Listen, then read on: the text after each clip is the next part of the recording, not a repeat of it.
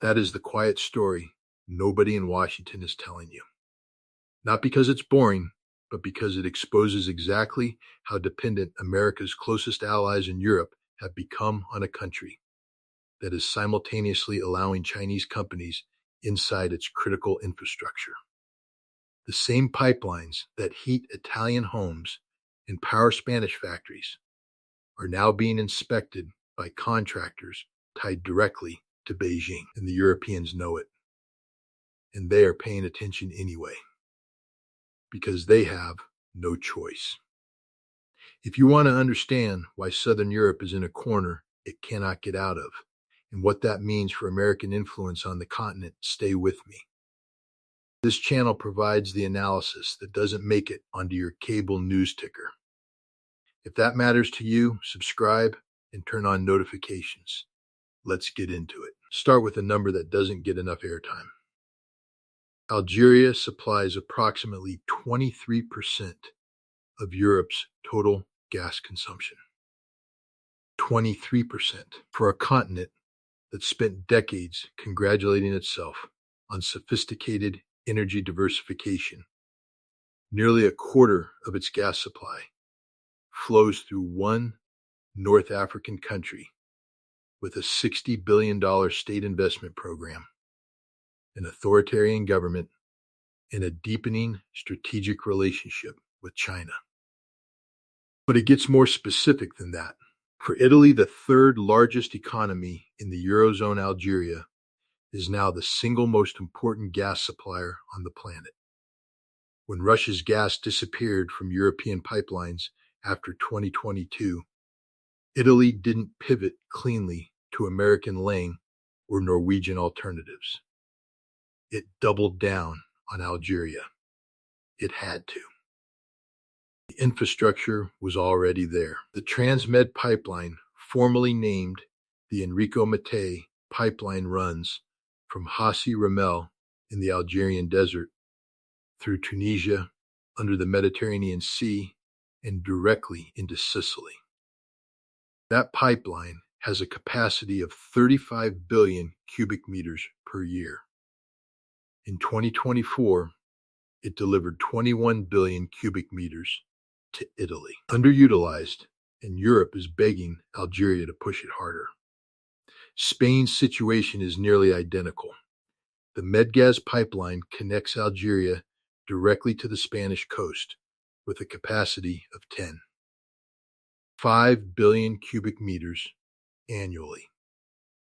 Spain imported 4 billion cubic meters through it in 2025. And a second pipeline, the Maghreb Europe gas pipeline, lies dormant, empty, technically capable of carrying 12 billion cubic meters per year. Why isn't it running? Because Algeria shut it down in 2021 during a diplomatic dispute with Morocco.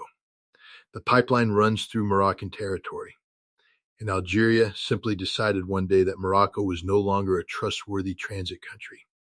It flipped the switch off.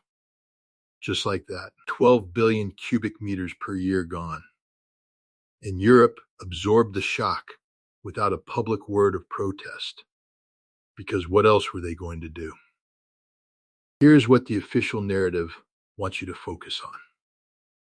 Brussels talks about energy diversification. European Commission officials give speeches about reducing dependency. The mainstream press covers LNG terminals being built in Germany and Poland. And all of that is real. But here's what they're not telling you: the southern tier of Europe, the nations closest to North Africa, the ones with the most direct pipeline exposure, have moved in the opposite direction. They have become more dependent on Algeria in the last 3 years, not less. Italy went from importing roughly 22 billion cubic meters from Algeria in 2021 to committing to increase that number significantly through an $8 billion joint deal signed between Eni and Sonatrach in July 2025. Germany's Venge signed the first ever Algerian pipeline gas deal in January 2024, routing Algerian molecules through Italy into Central Europe. The dependency is not shrinking, it is spreading northward. Now let's talk about the technical picture, because that's where the real story lives. Algeria's gas sector is controlled by a single entity, Sonatrach, state-owned, answerable to the Algerian government. No shareholder meeting, no independent board that Brussels can lobby, no market mechanism that Washington can influence through sanctions without triggering a full-scale European energy crisis. Sonatrach funds approximately 60% of Algeria's national budget. It accounts for more than 80% of the country's export earnings. This is not a corporation with a gas division. This is a government that sells gas. The distinction matters enormously when you try to apply diplomatic pressure. Sonatrach is currently executing a $60 billion investment program running through 2029. The Hassi R'Mel gas hub, the central node that feeds both the Transmed and Medgaz pipelines, is receiving a $3 billion upgrade. New booster stations are coming online in phases starting late 2026. The Alizé-Bassan project alone, of $5. $4 billion production sharing agreement with Saudi Arabia's Madad Energy could unlock nearly 125 billion cubic meters of gas reserves. That is not a marginal increase in supply. That is a generational expansion of Algerian energy capacity. And then there is the Trans-Saharan gas pipeline. Construction begins in 2026. 4,100 kilometers of pipeline from southern Nigeria through Niger to Algeria's existing export network. Design capacity, 30 billion cubic meters per year. For context, that is roughly equivalent to the entire current volume flowing through Medgaz and Transmed combined. If this pipeline reaches completion, Algeria does not just become an important energy partner for Europe. It becomes the indispensable gateway for sub-Saharan African gas into the Mediterranean. Algeria becomes the hub. And whoever controls the hub controls the flow. The math here is not subtle. Europe currently imports roughly 350 to 380 billion cubic meters of gas per year from all sources combined. Norway provides around 52%. Algeria provides around 23%.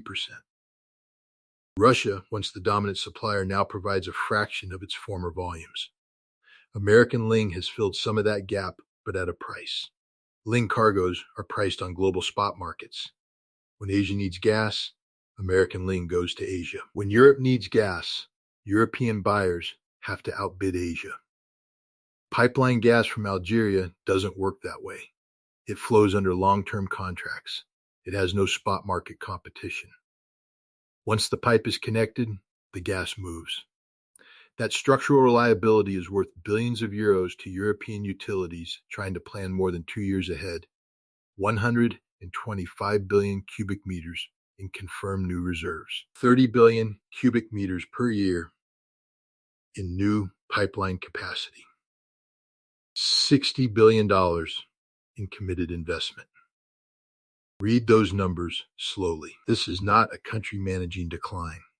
This is a country repositioning for the next 30 years of European energy dependence.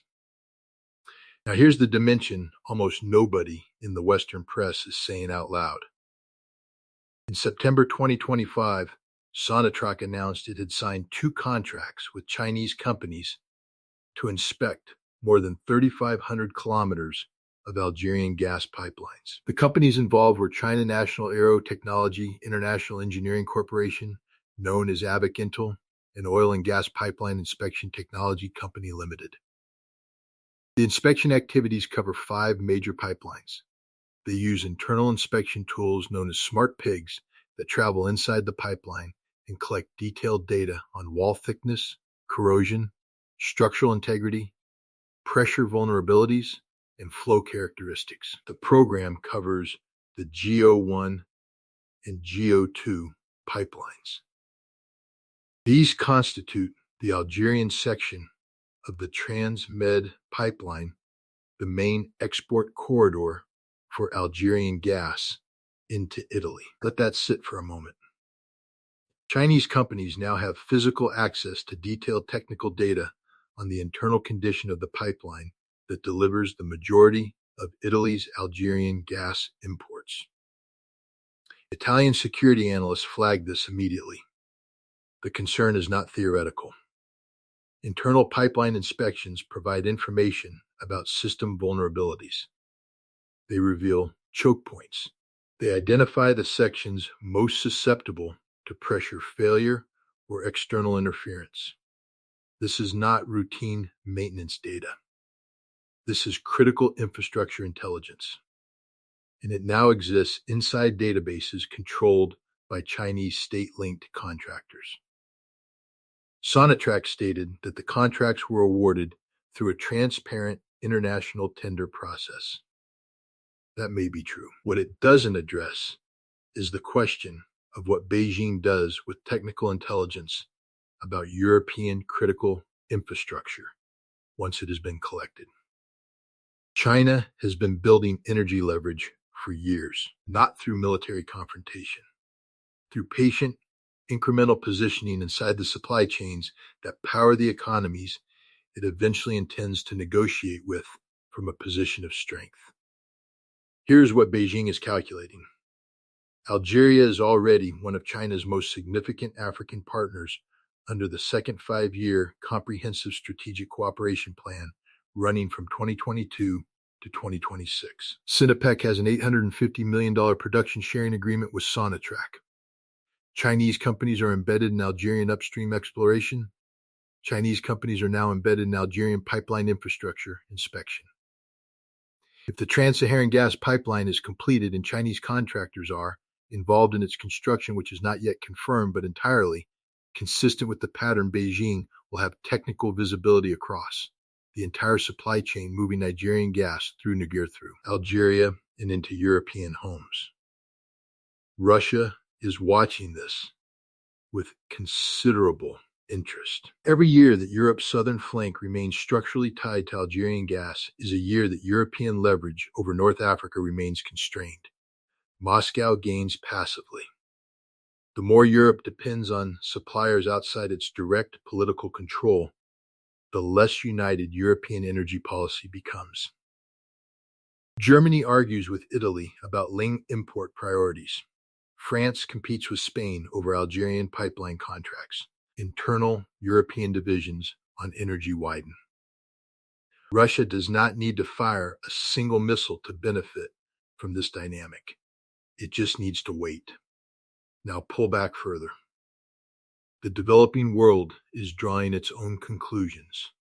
For decades, Washington told countries in Africa and the Middle East that American security guarantees and American market access were the foundations of the global order. Algeria is demonstrating a third option.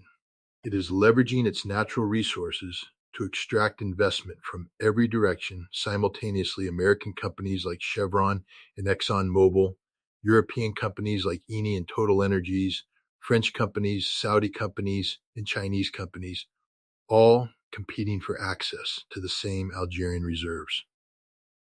Algeria is not choosing sides. It is making sides compete. And it is winning. This is not a coincidence. It is a strategy.